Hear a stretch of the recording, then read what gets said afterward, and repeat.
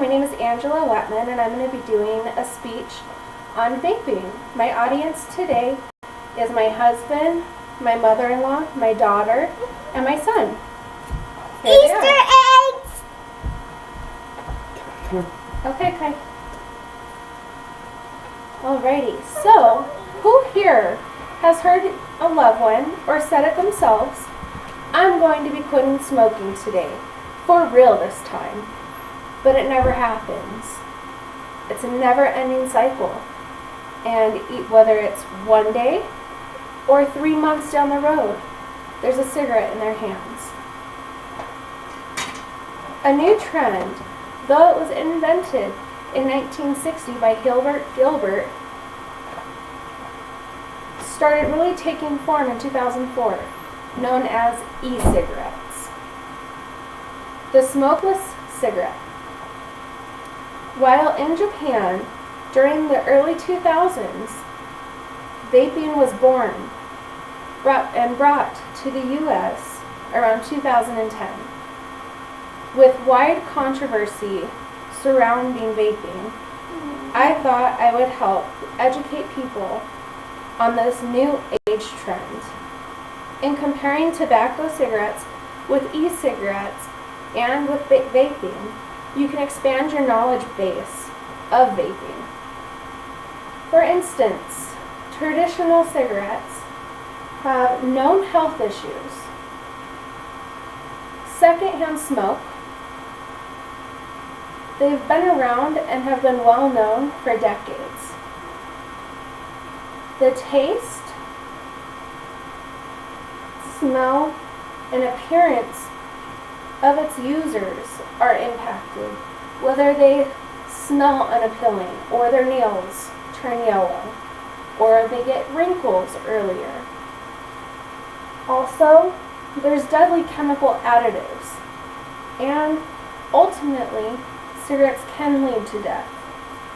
E-cigarettes, there's little known health issues connected with them.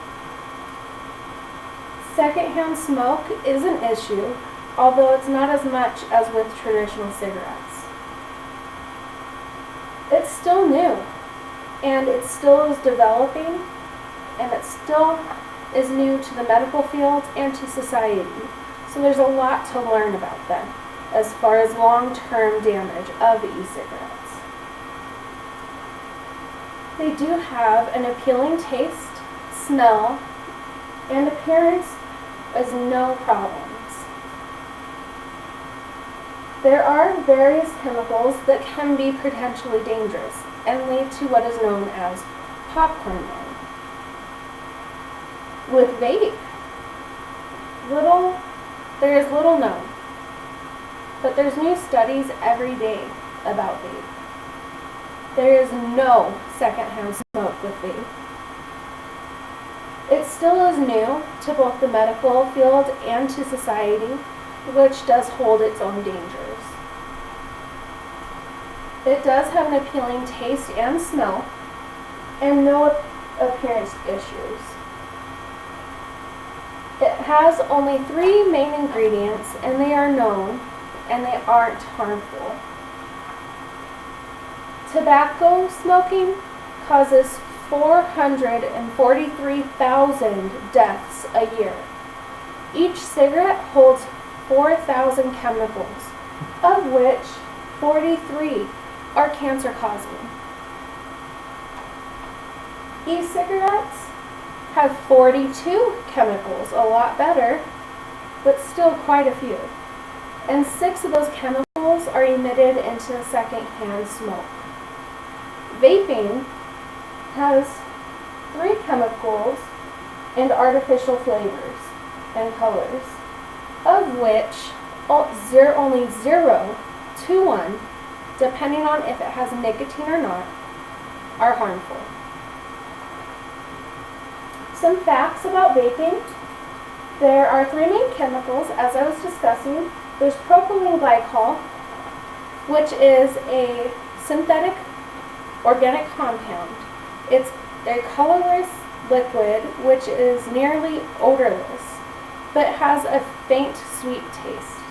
Then there's vegetable glycerin, as we all know, vegetable oil, the optional nicotine, and artificial flavoring and coloring, which is no different than the products we use in cereal, candy, gum, and drinks. Nicotine, as I said before, is optional, and it comes in various levels ranging from 24 milligrams, which is the same as a cigarette, 18 milligrams, 16, 12, 6, 3, and 0. It's used to either replace smoking cigarettes or to cut back on nicotine intake and ultimately quit. Also, there are a variety of juices, mods, pens, and basically an endless choice. As for myth busting, number 1 is secondhand smoke. Unlike cigarettes, vaping does not cause secondhand smoke due to it being a water-based vapor that does not linger. 2, not good for the environment. Vape juice itself is not carbon-based, so it is an eco-friendly alternative to cigarettes. Number 3, not regulated by the FDA. In recent years, the Vape Society has become regulated by the FDA and now has laws passed to better protect the consumer. Number 4, vaping is the same as smoking. This is incorrect. Cigarettes are a carbon fiber-based inhalant, whereas vape is a synthetic organic compound that has a water base with varying levels of nicotine. Number 5, vaping isn't a way to quit smoking. This again is false, and it also is based on the consumer. If the consumer is using it to replace smoking, of course, it's not going to help you quit.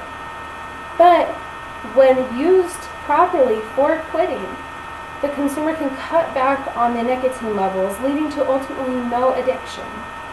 The cons about vaping, of course, is my worry about children.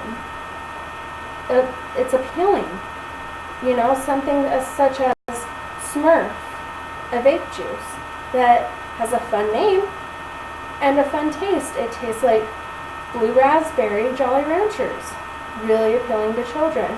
And that brings in my next con. It's possibly marketable to children. Still, it can have nicotine, which has known health issues.